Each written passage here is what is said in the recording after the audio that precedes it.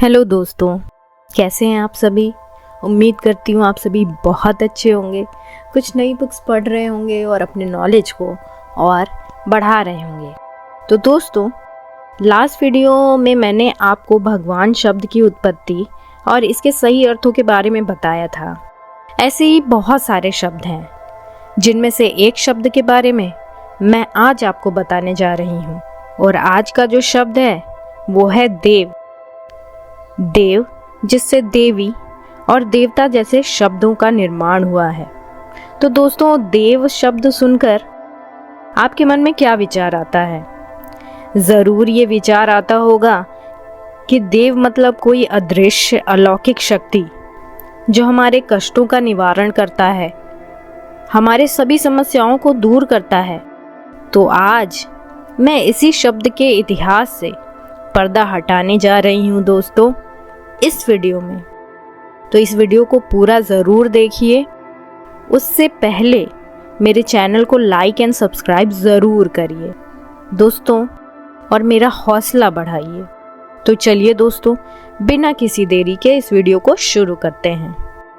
जैसा कि आपको मैंने बताया है कि देव शब्द से देवी और देवता जैसे शब्दों का निर्माण हुआ है। दोस्तों, अगर हम आर्कियोलॉजी की ओर चलते हैं तो कई जगह हमको देवा नाम शब्द देखने को मिलता है। देवा नाम शब्द जो दो सम्राटों ने अपने नाम के आगे लिखवाया था, जिससे संस्कृत में इसे देवानाम पिय और पाली भाषा में देवानंग पिय लिखते हैं। और इनके लिखे हुए काफ़ी अभिलेख भी मिलते हैं, जिसे आप लोग भी देख सकते हैं। दो सम्राटों ने अपने नाम के आगे देवानाम पिय लिखवाया है, जिनमें से एक सम्राट अशोक हैं और दूसरे सम्राट समुद्रगुप्त। इन दोनों सम्राटों के व्यवहार से उस समय देव कहे जाने वाले लोग बहुत ज़्यादा प्यार करते थे। इस वजह से ये दोनों सम्राट अपने नाम से ज़्यादा देवानाम पिय से प्रसिद्ध थे, जिसके कारण ये दोनों अभिलेखों में देवानाम पिय लिखते थे। लेकिन इस बात पर लोगों के दो मत हैं।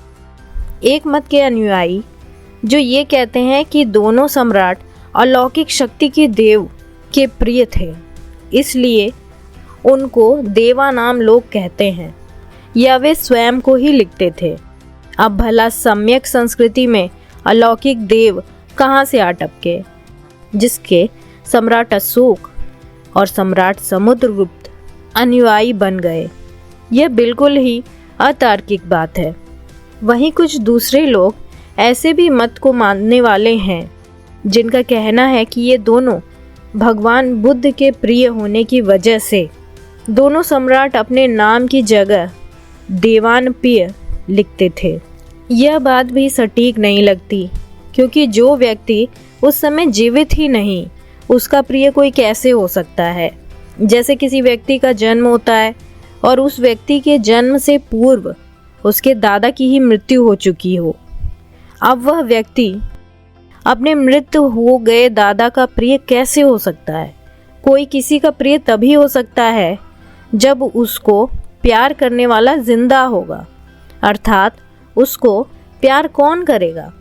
और जब प्यार नहीं करेगा तो फिर वह किसी का प्रिय कैसे कहलाएगा? यहाँ भी दोनों सम्राटों से काफ़ी वर्ष पूर्व ही भगवान गौतम बुद्ध का महापरिनिर्वाण हो गया था।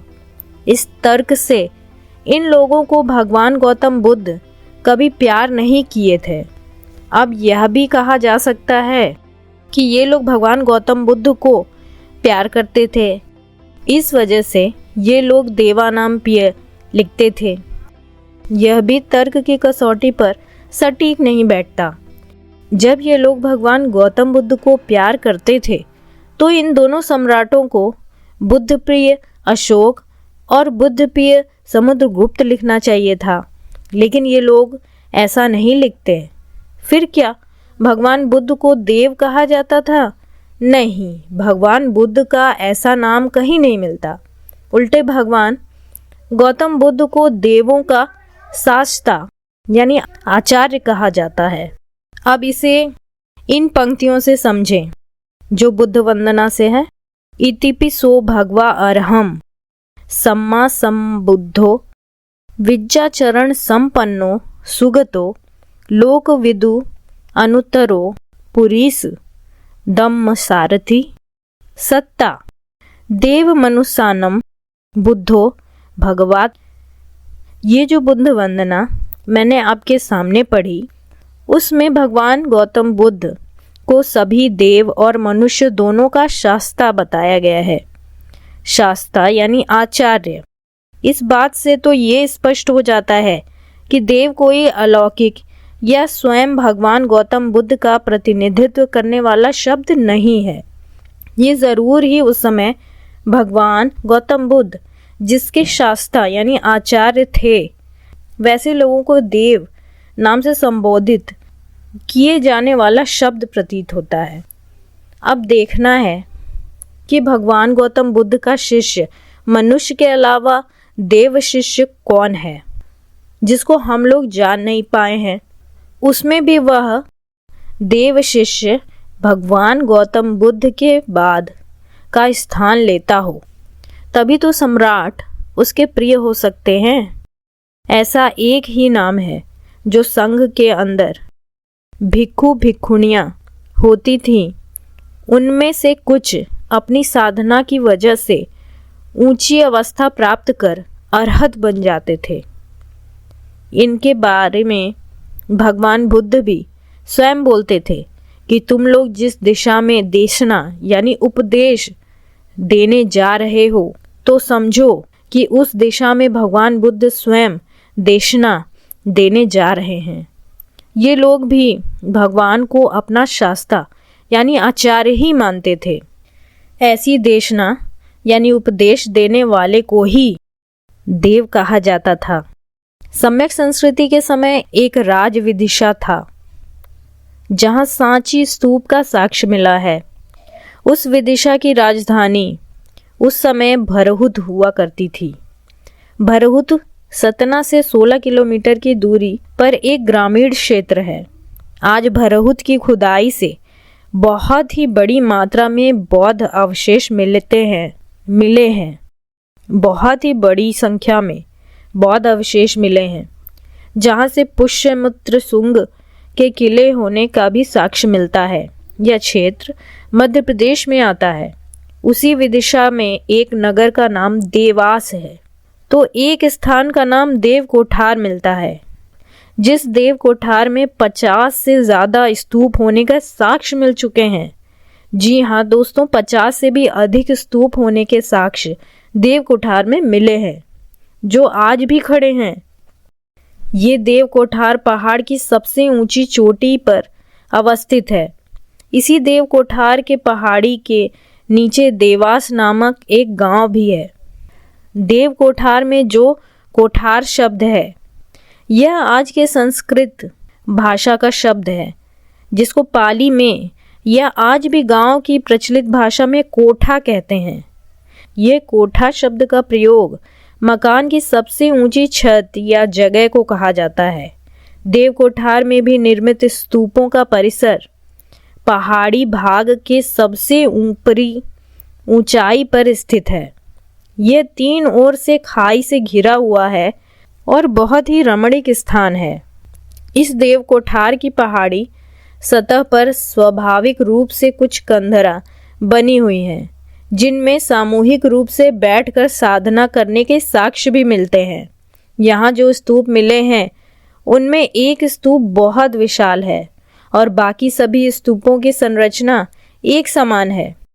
अब आप लोगों को मैं बताती हूँ, सामान्य भिक्षु लोगों का स्तूप नहीं मिलता है या नहीं बनता था। स्तूप जो भी बनता था वह अरहत प्राप्त भिक्षु और भिक्षुनियों का बनता था, यानी कि जिन्होंने अपनी साधना में बहुत ही उच्च स्तर को प्राप्त कर लिया है, ऐसे भिक्षु भिक्षुनियों को अरहत कहा जाता था। आप देखेंगे कि जितने भी स्तूप मिले हैं, वे सारे देशना देने वाले अरहत भिक्षु या भिक्षुनियों के स्तूप होंगे। इसी वजह से इन स्थानों को देव लोगों का कोठा या घर, देव कोठार कहते हैं। पाली भाषा में इसी कोठार को कोठी और कोठरी बनाया गया है। पाली भाषा में इसी कोठा से कोठी और कोठरी शब्द भी बना है, जिस वजह से आज बहुत से क्षेत्रों में बनने वाले बड़े घर को कोठी बोलते हैं और बहुत से क्षेत्रों में घर के अंदर बने कमरों यानी रूम्स को कोठरी कहते हैं। कहीं कहीं तो अनाज रखने हेतु मिट्टी से बने हुए गोलाकार आकार के घर को भी अनाज की कोठरी कहा जाता है। सम्यक संस्कृति में आषाढ़ पूर्णिमा के बाद जब वर्षावास प्रारंभ होता था, मतलब कि जब बरसात का सीजन शुरू होता था, तो उस समय बुद्ध संघ के अंदर धम्म देशना देने वाले भिक्षु संघ लोग पहाड़ों की कंदराओं में चले जाते थे और अपने धम्म देशना को साधना के माध्यम से और ज़्यादा तीक्ष्ण करते थे, ताकि वर्षा काल के बाद ज़्यादा प्रभावी तरीके से गृहस्थ लोगों को धम्म देशना दे पाएं। ऐसा ही एक बहुत ही विशाल स्थल पहाड़ों के ऊपर कंदराओं में है, जिसका नाम देव कोठार है, जिसके बारे में हम बात कर रहे हैं। वर्षावास खत्म होने के बाद सभी लोग धम्म देशना देने पहाड़ों और कंदराओं से निकलकर गृहस्थों के बीच में नीचे चले आते थे, जिस वजह से इनके नीचे रहने वाले स्थानों को देव का वास यानी देवास से भी लोग संबोधन करते थे और उस देव के जलाशय को देव तालाब से लोग जानते हैं। आज ऐसे कई देवास और देव तालाब आज देखने को मिलेंगे। इसी देव से देव अरियो, देव अरहंत का अपभ्रंश आज का देवरिया, जो कि उत्तर प्रदेश में स्थापित है। धम्मप्रिय उपाधि प्राप्त सम्राट अशोक और सम्राट समुद्रगुप्त का धम्म देशना देने वाले अरहत भिक्षु यानी देव का प्रिय होने की वजह से लोग उन्हें देशना देने वाले देवों का प्रिय कहते थे। इसलिए इन दोनों का नाम देवानाम प्रिय या देवांग प्रिय प्रचलित था। बुद्ध वंदना से यह भी स्पष्ट होता है कि भगवान बुद्ध देव और मनुष्य दोनों के शास्त्रा यानी आचार्य थे।